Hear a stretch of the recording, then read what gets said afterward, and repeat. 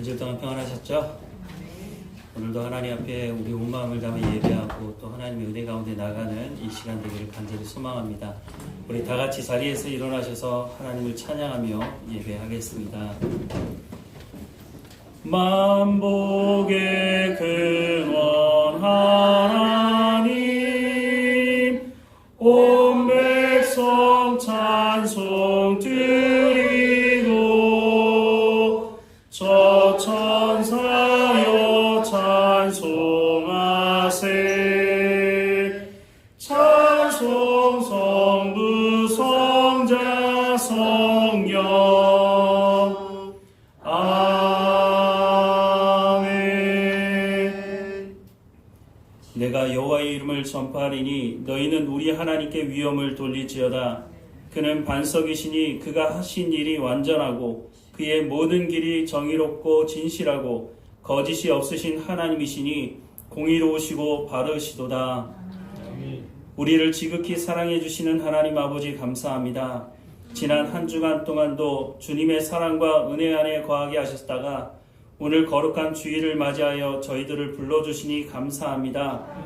이 시간 예배하는 우리의 마음을 주관하여 주셔서 저희들로 하여금 세상의 모든 걱정과 근심을 내려놓게 하시고 기쁨과 평안으로 삼위일체 하나님께 온전히 영광을 돌리게 하옵소서. 예수 그리스도의 이름으로 기원하옵나이다. 아멘. 다 함께 찬송가 27장 함께 찬양하겠습니다. 빛나고 높은 보좌와 그 위에 앉으신 주 예수 얼굴 영광이 해같이 빛나네. 해같이 빛나네.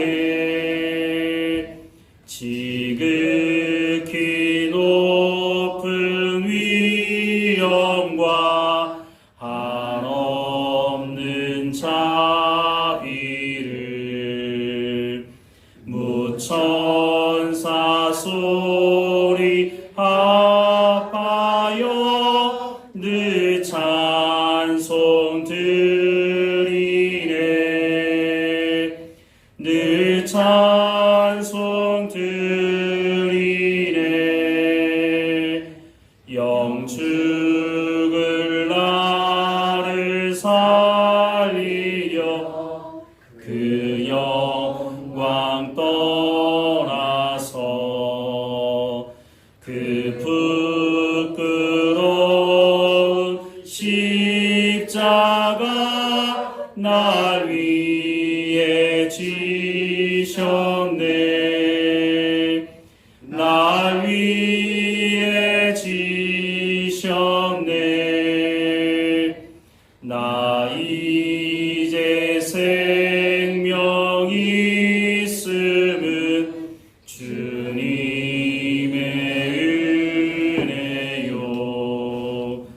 저 사망 권세 이기니 큰 기쁨 넘치네. 큰 기쁨 넘치네. 주님의 보좌 있는데 천한 몸 이르러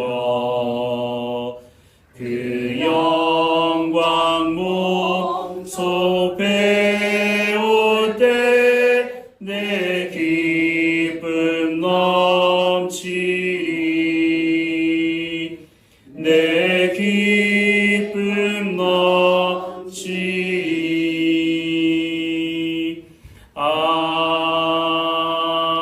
아멘. 성시교독 16번 함께 교독하겠습니다. 여호와여, 내가 주께 부르짖으오니 나의 반석이여 내게 귀를 막지 마소서. 주께서 내게 장담하시면 내가 무덤에 내려가는 자와 같을까 하나이다. 내가 주의 지성소를 향하여 나의 손을 들고 주께 부르짖을 때에 나의 간구하는 소리를 들으소서. 악인과 악을 행하는 자들과 함께 나를 끌어내지 마옵소서. 그들은 그 이웃에게 합병을 말하나 그들의 마음에는 악독이 있나이다. 그들은 여호와께서 행하신 일과 손으로 지으신 것을 생각하지 아니하므로 여호와께서 그들을 파괴하고 건설하지 아니하시리로다. 여호와를 찬송하며 내 간구하는 소리를 들으시리로다. 여호와는 나의 힘과 나의 방패이시니 내 마음이 그를 의지하여 도움을 얻었도다. 여호와는 그들의 힘이시요 그의 기름 부음 받은 자의 구원의 요새이시로다. 아멘. 다 함께 사도신경으로 우리의 신앙을 고백하겠습니다. 나는 전능하신 아버지 하나님 천지의 창조주를 믿습니다. 나는 그의 유일하신 아들 우리 주 예수 그리스도를 믿습니다. 그는 성령으로 잉태되어 동정녀 마리아에게서 나시고 본디오 빌라도에게 고난을 받아 십자가에 못 박혀 죽으시고 장사된 지 사흘 만에 죽은 자 가운데서 다시 살아나셨으며 하늘에 오르시어 전능하신 아버지 하나님 우편에 앉아 계시다가 거기로부터 살아있는 자와 죽은 자를 심판하러 오십니다. 나는 성령을 믿으며 거룩한 공교회와 성도의 교제와 죄를 용서받는 것과 몸의 부활과 영생을 믿습니다. 아멘. 다 함께 자리에 앉으셔서 찬송가 50장 찬양하며 공헌하겠습니다. 내게 있는 모든 것을 아낌없이 드리네. 사랑하고 의지하며 주만 따라 살리라. 주께 드리네. 주께 드리네.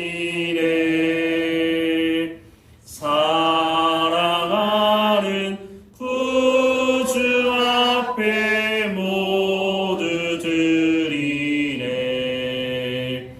내게 있는 모든 것을 겸손하게 드리네. 세상 욕심 멀리하니 나를 받아주소서. 주께 드리네. 주께 드리네.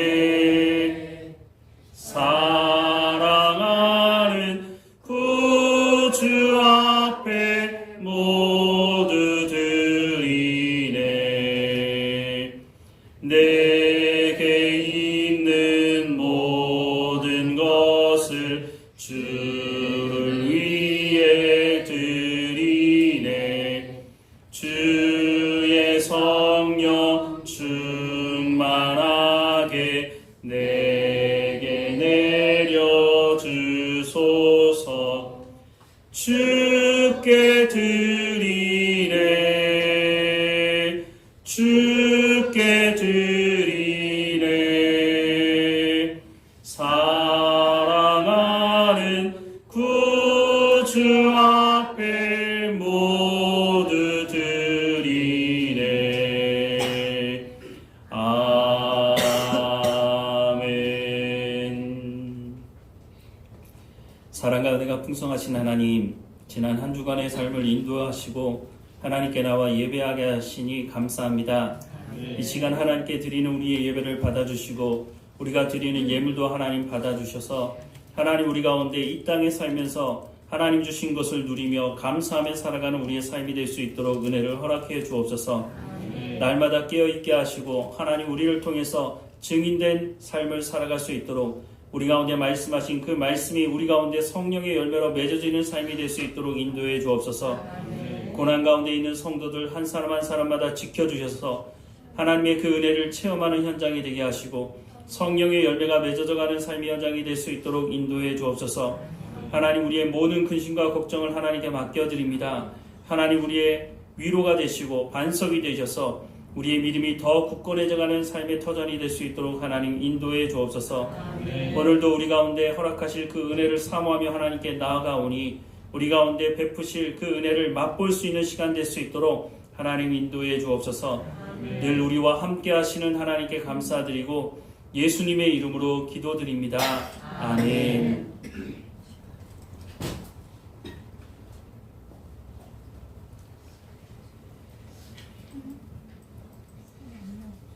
오늘 우리 예배 가운데 참여한 하나님의 은혜와 평강이 충만하기를 간절히 소망합니다. 지난주에 소풍 다녀오게 됐는데요. 소풍 다녀올 수 있도록 준비해 주신 분들께 감사드립니다.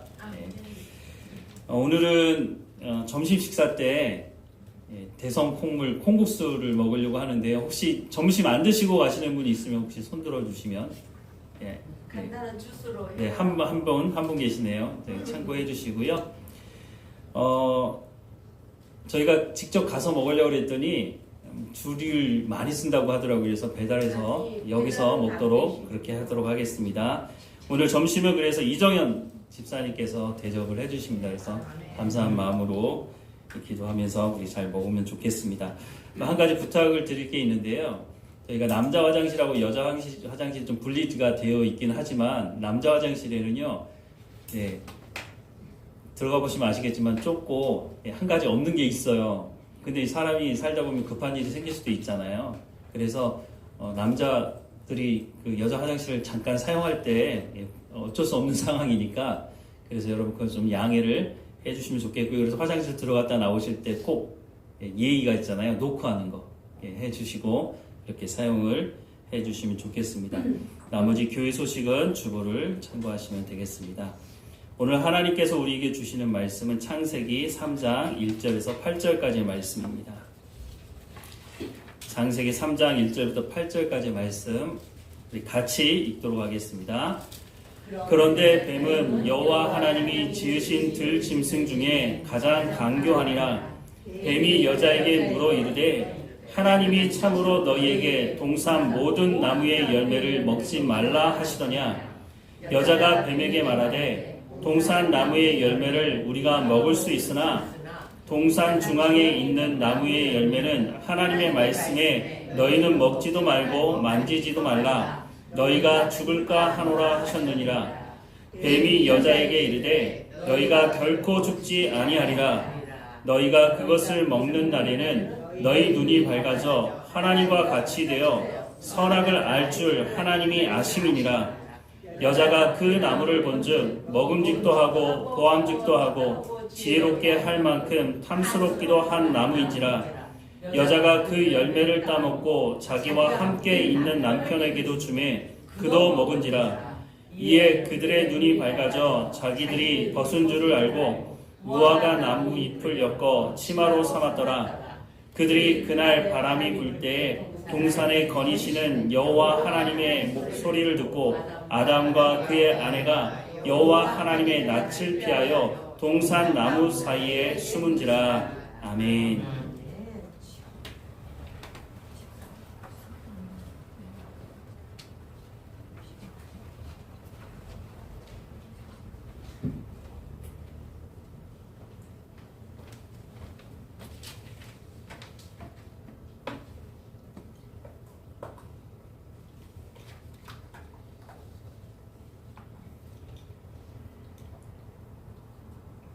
기도드리겠습니다.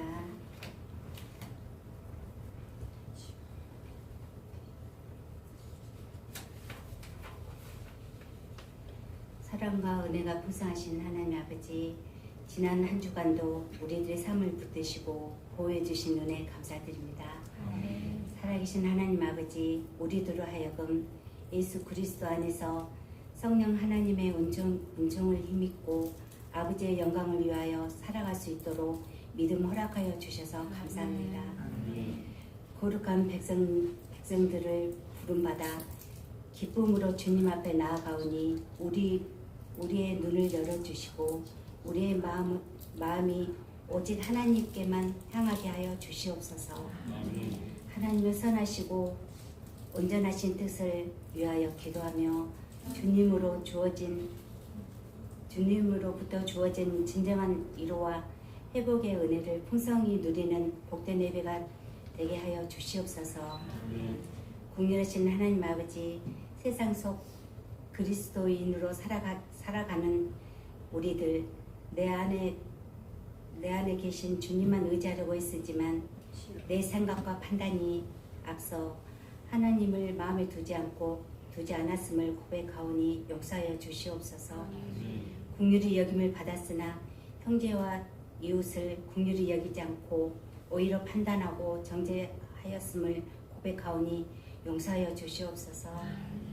하나님의 자녀로 살아가기에 부족하고 여전히 부족하고 연약한 우리들에게 주님 마음 알게 하시고 하나님 앞에 흠없는 순전한 자녀로 회복되는 은혜를 내려 주시옵소서. 하나님, 우리의 세대가 더욱 굳건히 세워지길 원합니다.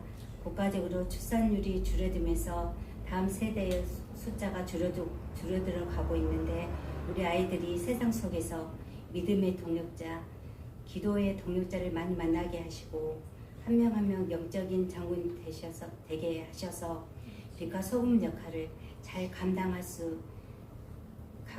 감당하는 비전의 자녀로 자라게 하여 주시옵소서.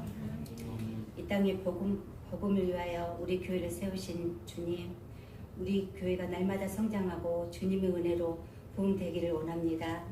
우리 교회가 방석위에 든든히 세워져 나가고 모든 성도들이 성령 충만함으로 날마다 복음을 선포하는 주님의 쓰임받는 도구로 사용되게 하옵소서. 하나님 안에서 온전한 사랑과 교제가 이루어지게 하시고 기쁨으로 섬기는 공동체가 되게 하여 주옵소서. 늘 소망을 품고 살아가는 다음 세대가 될 수 있도록 인도하여 주시옵소서. 이 시간 목사님 생명 말씀을 선포할 때 성령의 권능을 더딥혀 듣는 우리들 말씀을 통해 다가오는 주님의 손 붙잡고 한 주간 세상 가운데 하나님 살아계심의 증인으로 살게 하여 주시옵소서. 약속하신 말씀 붙잡고 세상 속에서 살아갈 때 지혜와 능력을 풍성하게 부어주시고 부족한 우리를 사용하여 이루어 가시는 크고 놀라운 하나님 역사를 보게 하여 주시옵소서. 하나님 기뻐하시는 뜻이 우리 복된 말씀 교회와 우리 모두의 소망이 되기를 소망하며 예수 그리스도 이름으로 기도드렸습니다. 아멘.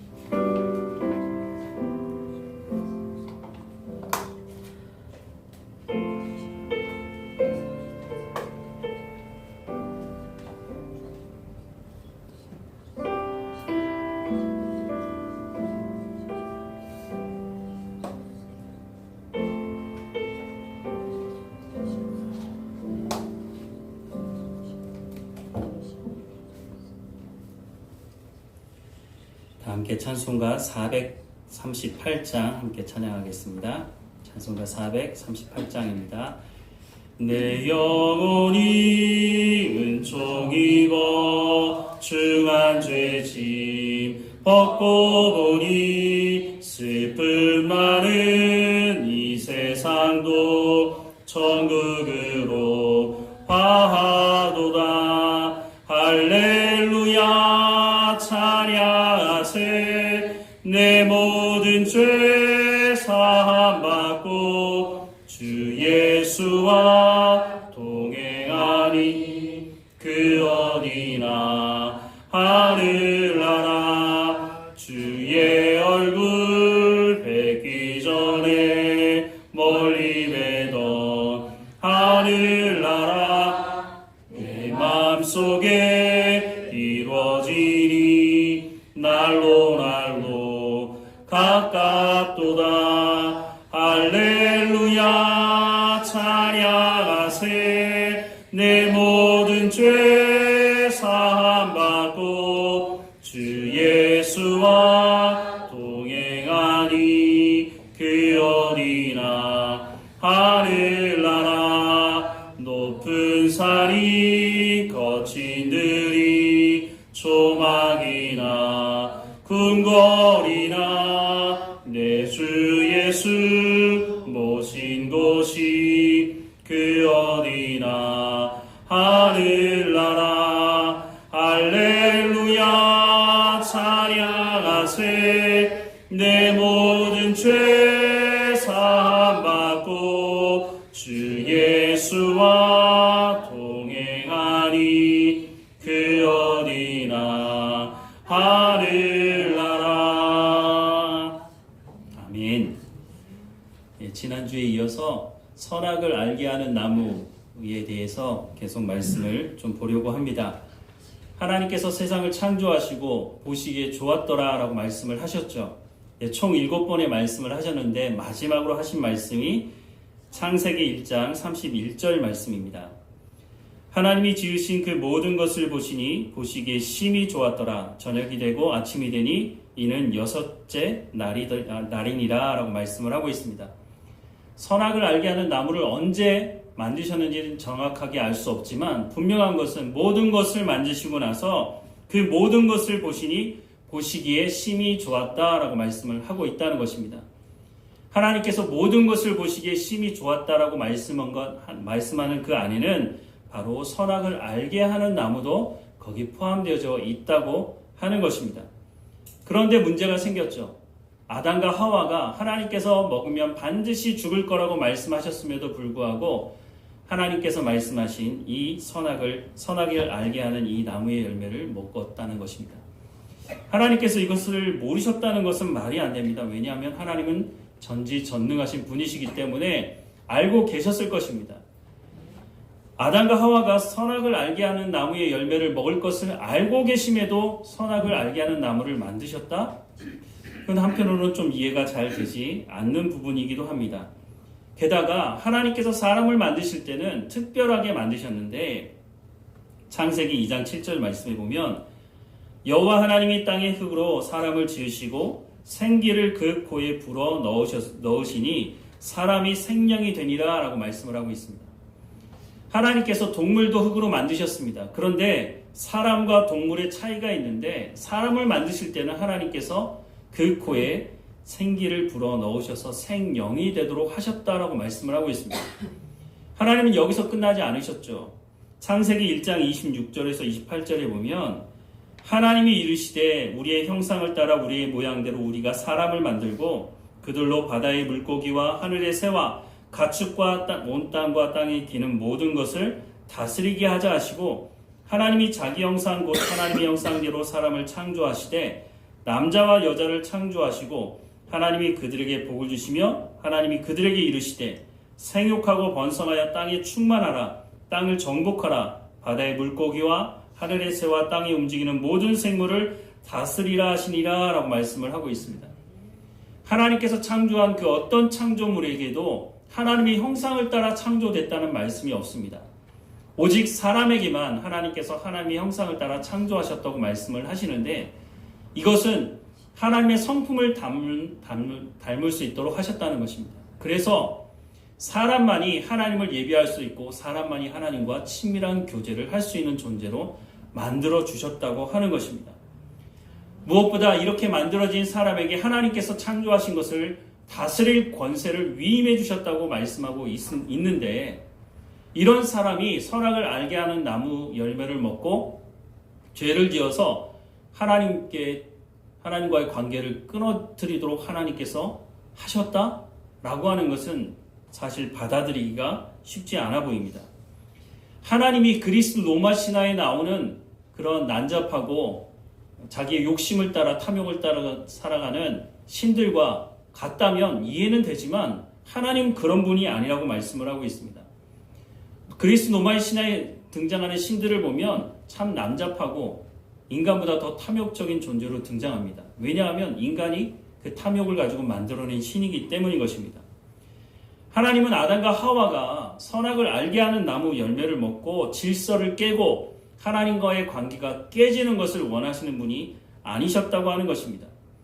무엇보다 하나님은 이 관계가 깨지고 질서가 깨졌을 때 메시아를 보내실 것을 약속을 하고 있습니다.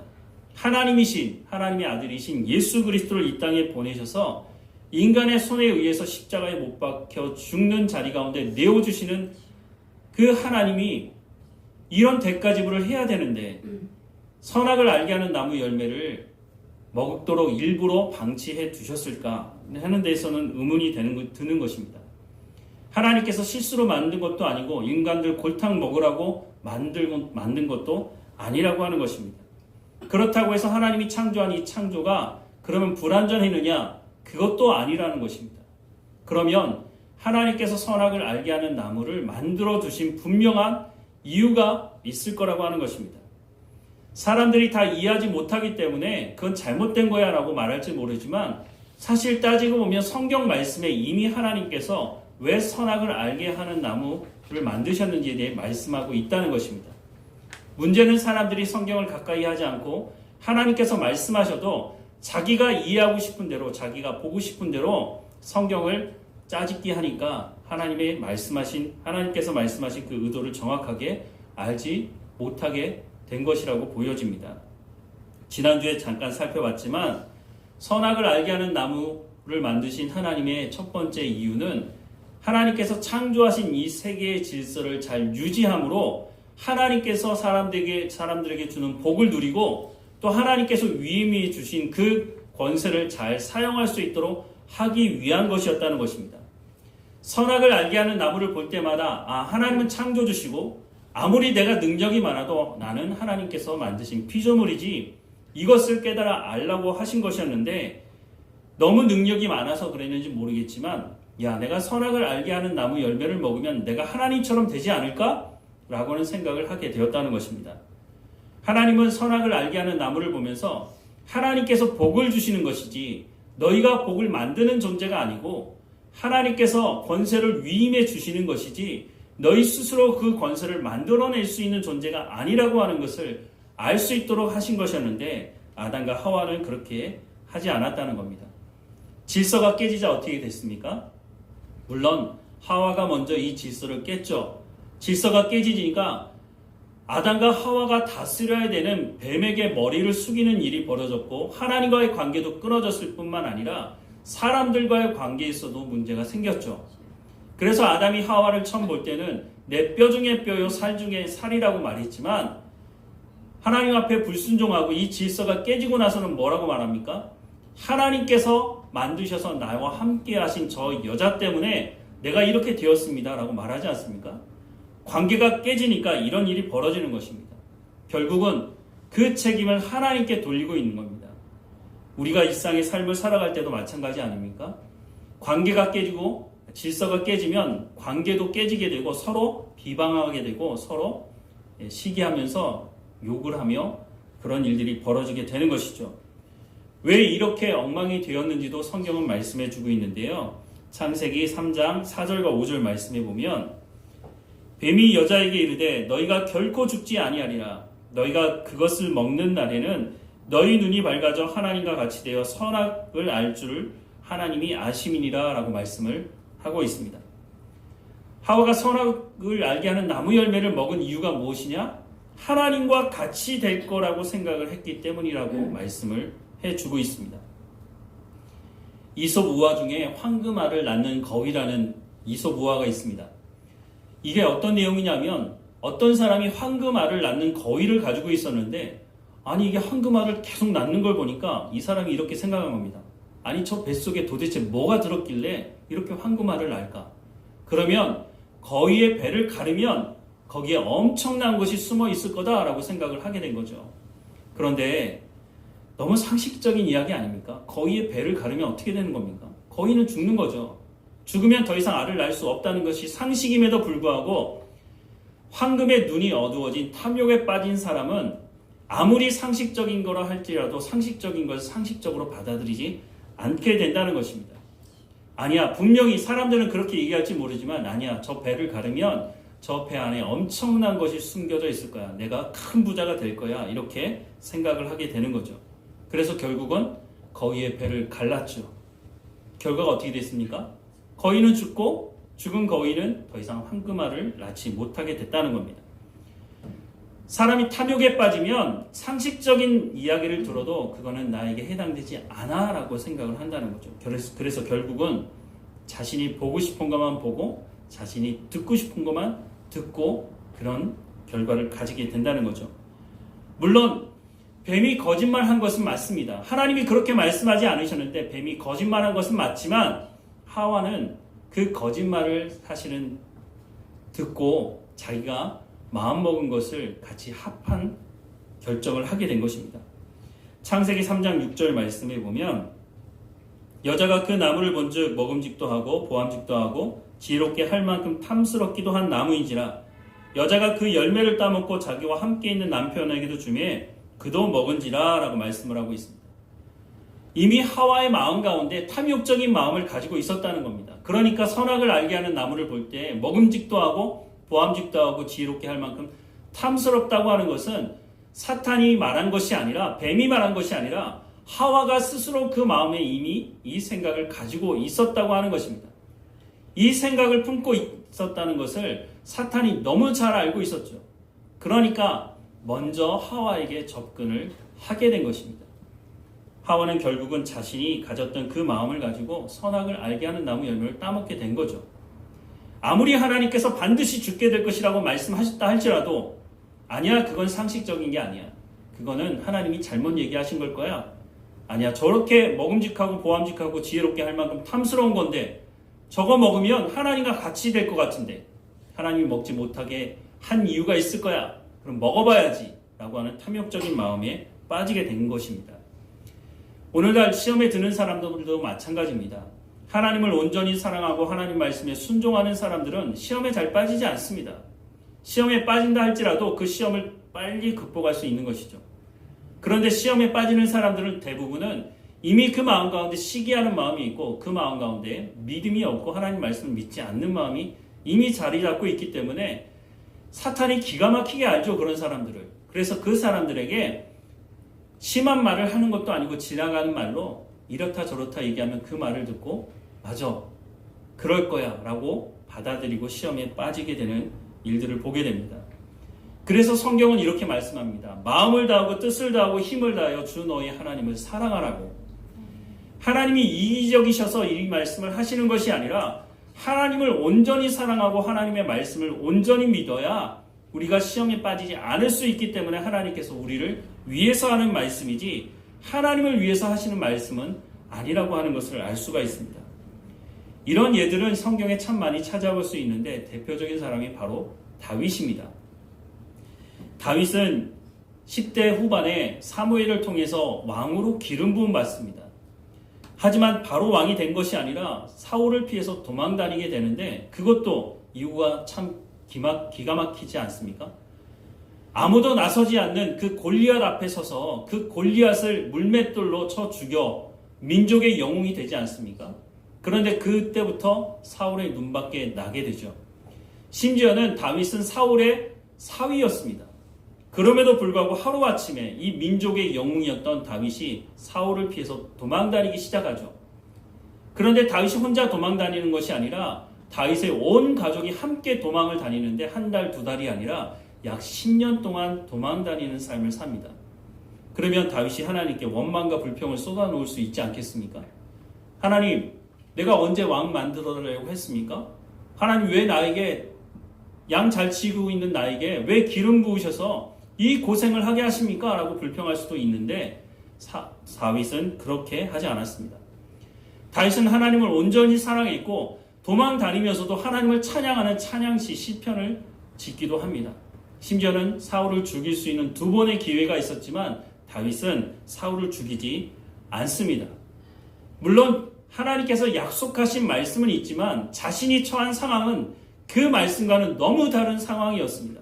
하루 이틀도 아니고 약 10년 동안 그렇게 살았으니 내가 하나님 사랑하지 않겠다고, 하나님 말씀이 거짓이라고 그렇게 말할 수도 있었을 텐데 다윗은 그렇게 하지 않았습니다. 그러니 다윗이 시험에 들 수 있는 여러 가지 상황이 있었음에도 불구하고 다윗은 그 시험에 빠지지 않았다는 것입니다.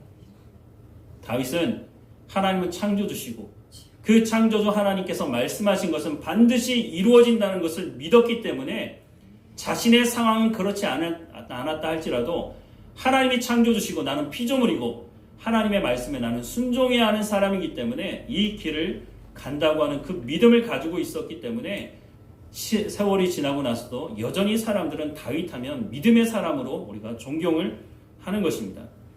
아담과 하와도 마찬가지 상황이었습니다.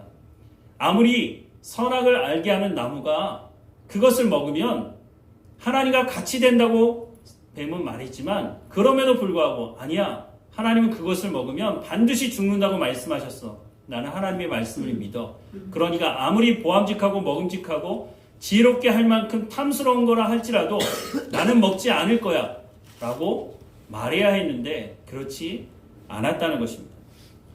오늘 우리가 살아가는 이 시대도 마찬가지입니다. 우리가 에덴 동산에 살고 있지도 않고 선악을 알게 하는 나무도 볼 수 없는 상황이지만 사실은 우리가 삶을 살아가는 현장에서 이와 같은 유혹, 선악을 알게 하는 나무의 열매를 먹을 수 있는 유혹이 우리의 삶의 현장에 여전히 존재하고 있다는 것입니다.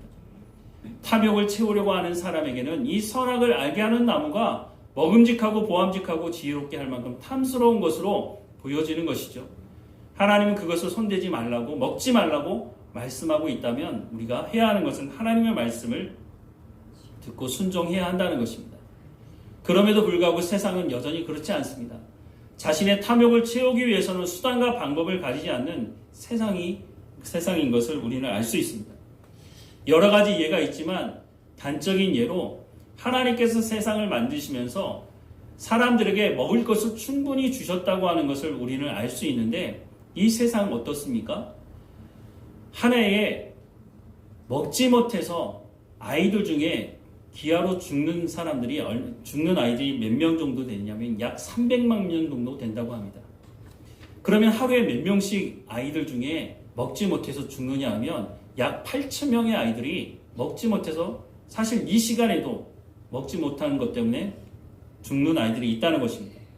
더 넓게 보자면 약 900만 명 정도가 기아와 이 영양 실조 때문에 죽는다고 합니다. 그러면 하루에 약 2만 5천 명이 하루에 먹지 못해서 영양실조로 죽는다는 것입니다. 그러면 정말 먹을 것이 없어 죽는 것이냐? 그렇지 않다는 것입니다.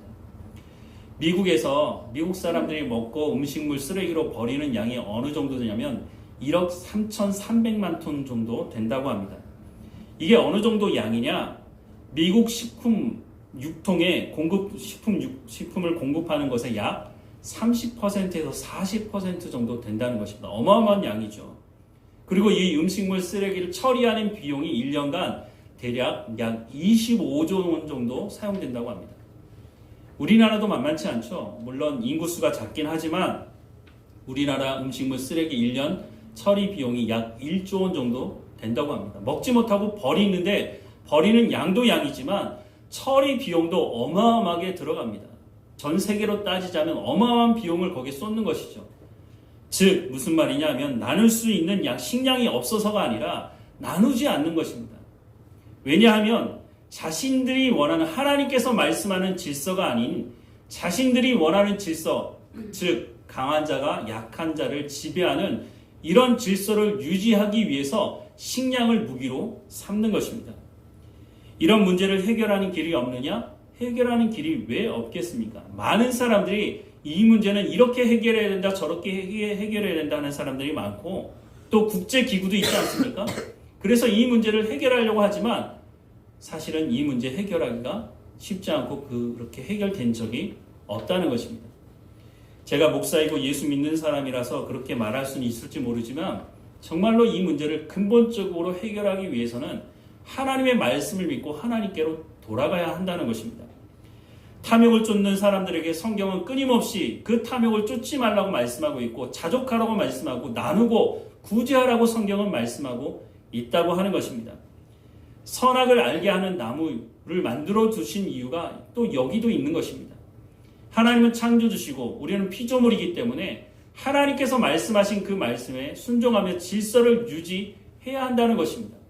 그런데 사람들은 이 선악을 알게 하는 나무 그냥 보고 있는 것이 아니라 그것을 따먹고 하나님처럼 되려고 그 탐욕을 부리고 있기 때문에 이 문제가 해결되지 못하고 있다고 하는 것입니다.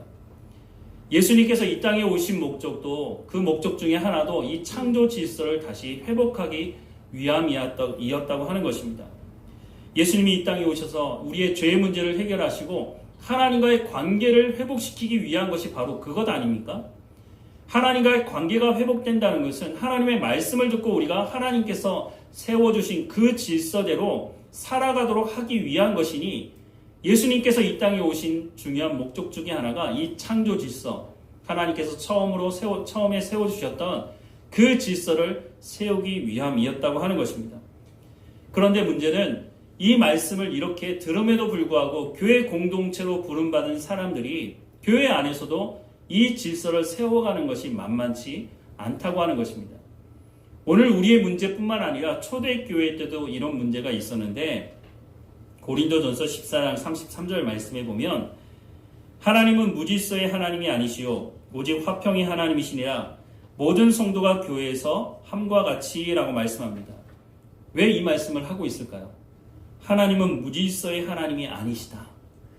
고린도 교회 안에 무질서함이 있었기 때문에 하나님은 무질서 하시는 분이 아니시다. 그러니까 너희가 질서를 지켜야 한다는 말씀을 하고 있는 거죠.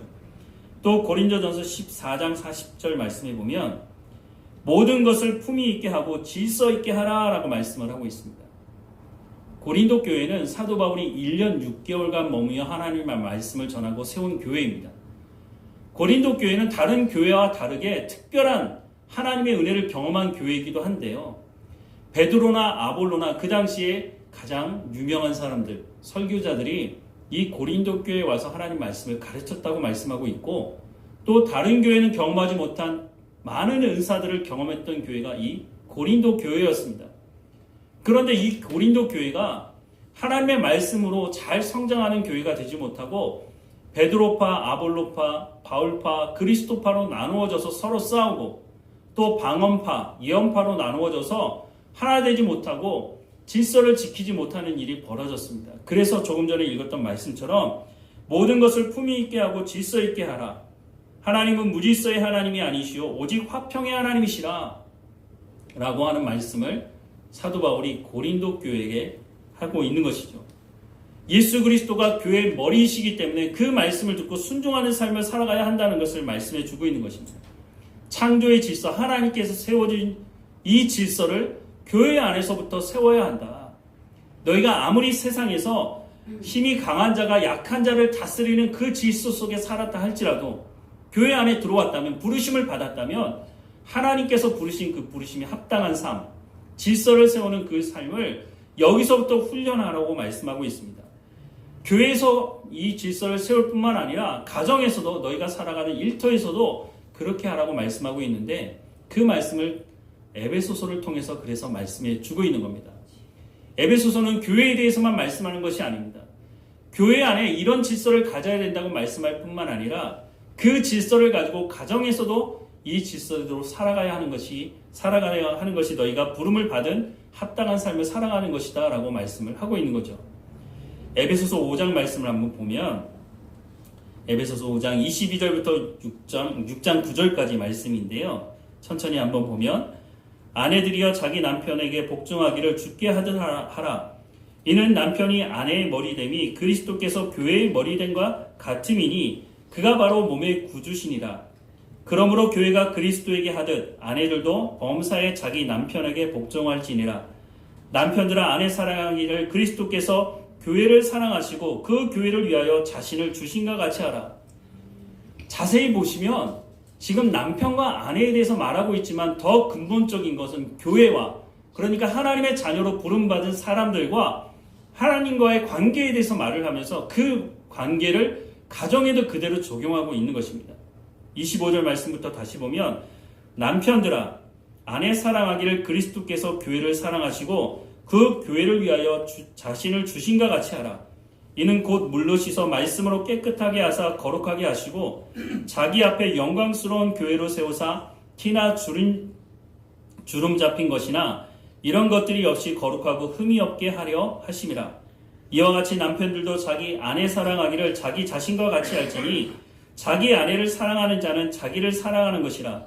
누구든지 언제나 자기 육체를 미워하지 않고 오직 양육하여 보호하기를 그리스도께서 교회에게 함과 같이 하나니 우리는 그 몸의 지체임이라. 그러므로 사람이 부모를 떠나 그의 아내와 합하여 그 둘이 한 육체가 될지니 이 비밀이 크도다. 나는 그리스도와 교회에 대하여 말하노라.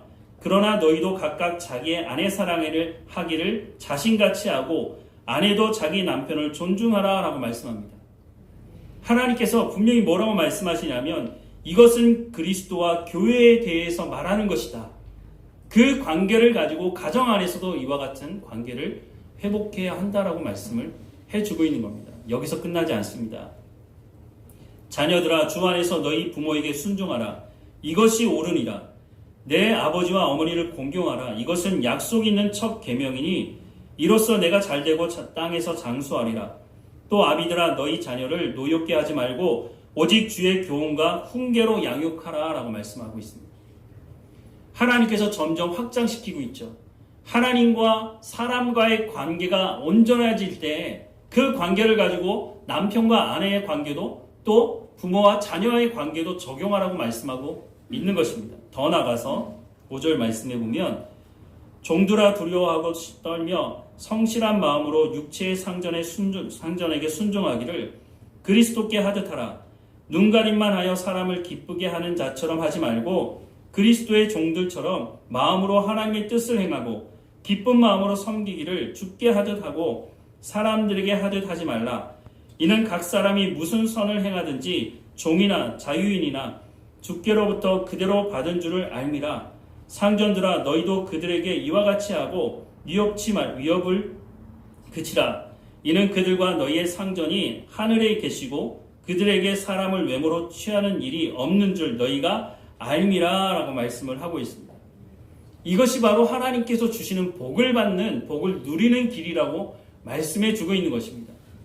우리가 예수 그리스도를 믿음으로 말미암아 구원받았다고 말하고 하나님께 예배한다고 말하며 하나님을 온전히 사랑한다고 말하면 정말로 그것이 사실이라면 우리의 가정에서도 우리의 삶의 현장에서도 그것이 열매로 맺어져야 한다는 것입니다. 교회 안에서 이 질서를 훈련하라는 것입니다. 세상은 그렇지 않으니까, 세상에서는 이걸 훈련받기 쉽지 않으니까 교회 안에서 이 질서, 예수 그리스도가 머리가 되시고 우리가 각 지체가 되어서 서로를 존중하고 이 질서를 지킴으로 말미암아 우리의 가정으로 돌아가서는 남편과 아내가 또한 부모와 자녀가 서로를 존중하며 이 질서를 지키는 삶을 살라는 것입니다. 그리고 더 나아가서는 우리가 삶을 살아가는 삶의 현장, 사회에서도 이와 같은 말씀을 적용하고 성령의 열매를 맺는 삶을 살아가라고 말씀해 주고 있는 것입니다. 물론 쉽지 않다는 거 압니다. 우리가 구원받은 것은 쉬웠습니까? 우리가 값없이 구원받았다고 해서 그냥 구원받은 것이 아니라 예수 그리스도가 그 대가지불을 하심으로 말미암아 우리가 대가지불을 하지 않았을 뿐이지 엄청난 대가를 하나님께서 지불하신 것이죠. 우리가 그 부름을 받았다면, 그 질서로 부름을 받았다면 그에 합당한 삶을 살아가라고 말씀해 주고 있는 것입니다. 그런데 조금 전에도 말씀을 드렸지만 이게 참 쉽지 않습니다. 왜냐하면 우리가 옛 습관을 따라 살아가려고 하는 마음이 있기 때문인 것입니다. 세상 사람들과 같이 섞여 살다 보면 그들이 품었던 그 탐욕의 마음을 우리도 아니 저렇게 하면 더 많이 얻을 수 있는 거 아닌가? 내가 더 잘되고 더 성공하고 내가 다른 사람을 수단과 방법을 가리지 않고 짓눌리고 올라서서 어쨌든 성공하기만 한다면 내가 하나님의 일을 더 크게 할 수 있는 것 아닌가? 이런 유혹을 받을 수가 있는 것이죠. 우리가 그렇지 않고 하나님의 질서를 온전히 순종하며 살아가야 하는데 그렇지 못하는 이유가 바로 이런 이유들이 우리의 삶 현장에 있기 때문인 것입니다. 그래서 하나님께서 우리 가운데 이런 말씀도 해주십니다. 호세아서 6장 1절부터 6절 말씀에 보면 오라 우리가 여호와께 돌아가자. 여호와께서 우리를 찢으셨으나 도로 낫게 하실 것이요 우리를 치셨으나 싸매어 주실 것임이라. 여호와께서 이틀 후에 우리를 살리시며 셋째 날에 우리를 일으키시리니 우리가 그의 앞에서 살리라. 그러므로 우리가 여호와를 알자. 힘써 여호와를 알자. 그의 나타나시면 새벽빛같이 어김이 없나니 비와 같이 땅을 적시는 늦은 비와 같이 우리에게 임하시리라 하리라. 에브라임아 내가 내게 어떻게 하랴? 유다야 내가 내게 어떻게 하랴? 너희의 인애가 아침 구름이나 쉬 없어지는 이슬 같도다. 그러므로 내가 선지자들로 그들을 치고 내 입의 말로 그들을 죽였노니 내 심판은 빛처럼 나오느니라. 나는 인애를 원하고 제사를 원하지 아니하며 번제보다 하나님 아는 것을 원하노라 라고 말씀을 하고 있습니다. 이스라엘 백성들이 하나님 말씀을 듣지 않고 하나님을 아는 지식이 없어서 망하게 되었을 때 하나님께서 뭐라고 말씀하시느냐? 나는 인애를 원하고 제사를 원치 아니하며 번제보다 하나님 아는 것을 원한다고 말씀하고 있습니다. 이스라엘 백성들 또 오늘 우리에게 예배만큼 제사만큼 중요한 것이 어디 있습니까? 하나님 하지만 뭐라고 말씀하시냐면 너희가 하나님이 누구인지 알지 못하면서 예배의 자리에 와 있다면 누구를 위해서 예배하는 것이냐? 하나님을 알고 하나님을 예배해야 하는 것이지, 그래야 하나님께서 기뻐하는 것이지, 하나님께서 그래서 나는 인애를 원하고 제사를 원하지 않는다라고 말씀하는 것은 제사를 드리지 말라는 것이 아니라 하나님께서 인애를 원하지 않는 것이 아니라 너희가 하나님이 누구이신지 알고 그 자리에서 그 일을 행해야 한다는 것입니다. 그래서 하나님 알기를 원한다고 말씀해 주고 있는 것입니다. 선악을 알게 하는 나무를 둔 이유는 그것을 통해서 하나님이 누구이신지 알라는 것입니다. 하나님께서 창조 질서를 왜 세웠는지, 하나님께서 왜 너희에게 그것을 먹지 말라고 하시는지 충분히 생각할 수 있는 능력을 주셨으니까, 그리고 하나님의 말씀을 주셨으니까 그 말씀을 듣고 하나님이 왜 그것을 만드셨는지를 곰곰이 생각하고 하나님의 말씀에 순종하는 삶을 통해서 하나님이 누구인지 알을 통해서 진정으로 하나님과 친밀한 교제를 하는 자리 가운데 나아가고, 그래서 선악을 알게 하는 나무를 만들어 두셨다고 하는 것입니다. 단순히 왜 선악을 알게 하는 나무를 만드셔가지고 우리를 이렇게 고생하게 하는 거야 라고 말하는 것은 전혀 이것을 하나님께서 만들어 두신 이유를 모를 뿐만 아니라 하나님이 누구이신지를 전혀 모르기 때문에 하는 질문이라고 하는 것입니다. 제가 중고등학교 때 했던 질문이라고 말씀드리지 않았습니까? 그러니까 그때는 제가 하나님이 누구인지 잘 몰랐던 거죠. 그러니까 내 편한 대로 생각을 하는 겁니다. 아니 이렇게 고생하게 한 게 다 하나님 때문 아니야? 그 말을 하고 싶었던 것이죠. 하지만 성경을 통해서 하나님의 말씀을 알게 되면서부터 하나님께서 창조하신 것은 완벽하고 그 안에 선악을 알게 하는 나무를 만들어주신 이유가 있구나. 이렇게 깊은 이유가 있구나. 무엇보다 여러 번 말씀을 드렸지만 사람이 복을 만들어낼 수가 없는 것입니다. 그런데 하나님께서 복을 주신다고 말씀하지 않으십니까? 그런데 하나님께서 아무리 큰 복을 주신다 할지라도 하나님이 누구인지 알지 못하면 그 복을 우리가 잘못된 곳에 사용하게 된다는 것입니다. 아무리 많은 성공과 재물을 주신다 할지라도 그것을 온전히 사용할 줄 모른다면 결국은 그것을 가지고 잘못된 길로 가는데 사용하게 된다고 하는 것입니다. 사랑하는 여러분, 선악을 알게 하는 나무는 하나님께서 실수로 만든 것도 아니고 우리의 골탕 먹이려고 만든 것도 아니라고 하는 것입니다. 그것을 볼 때마다 하나님이 창조주시지, 나는 하나님께서 만드신 피조물이지, 그리고 하나님께서 복을 주신다고 말씀하셨지, 하나님께서 위임이 주신 권세가 이런 것이지, 그러면 내가 이것을 다른 사람을 짓밟는 데 사용하는 것이 아니라 하나님께서 내 가운데 주신 것을 가지고 내가 생명을 살리는데 구제하고 나누고 생명을 살리는 일에 사용하라고 주신 것이구나 라고 하면서 함께 공동체가 살아갈 수 있는 길을 살아갈 수 있도록 하도록 우리를 부르셨다는 것을 우리가 깨닫고 그 말에 순종할 때 그때에야 우리가 진정한 복을 누리는 삶을 살아갈 수가 있다는 것을 알아야 할 것입니다. 조금 전에 봤던 호세아서 6장 6절, 나는 인애를 원하고 제사를 원하지 아니하며 번제보다 하나님 아는 것을 원하노라 라고 말씀하시는 이 말씀, 하나님을 알아야, 그래야 왜 선악을 알게 하는 나무를 만드셨는지를 알게 되고 이해할 수 있는 것이죠. 그래야 우리가 하나님 주시는 복을 누리며 우리 가운데 생명을 살리는 삶을 살아갈 수 있고, 뱀이 와서 사탄이 와서 우리에게 유혹하는 말을 했을 때 아니야, 하나님 그렇게 말씀하신 적이 없어, 하나님 그런 분이 아니야 라고 단호하게 그 시험을 뿌리칠 수가 있게 되는 것입니다. 사랑하는 여러분, 우리가 신앙생활하면서 하나님이 누구이신지를 알고 그래서 그 복을 누리며 하나님께 감사하는 우리 삶이 되기를 주님의 이름으로 축원합니다. 네. 우리 다 함께 결단의 찬송 이후에 결단의 기도를 드리겠습니다.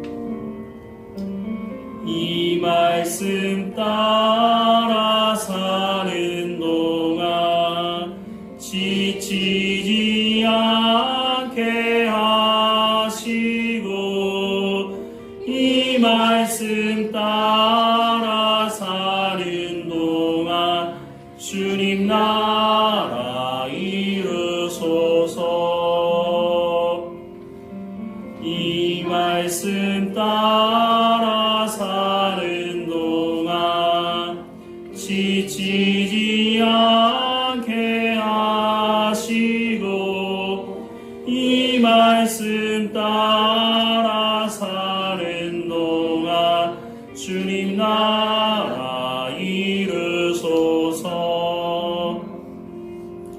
오늘 들었던 말씀을 가지고 하나님께 은혜를 구하며 기도하십시다.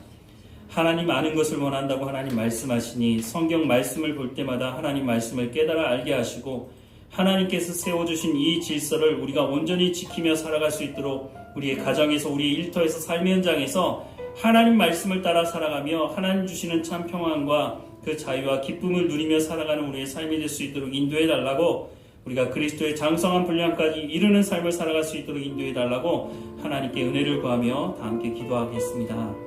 네.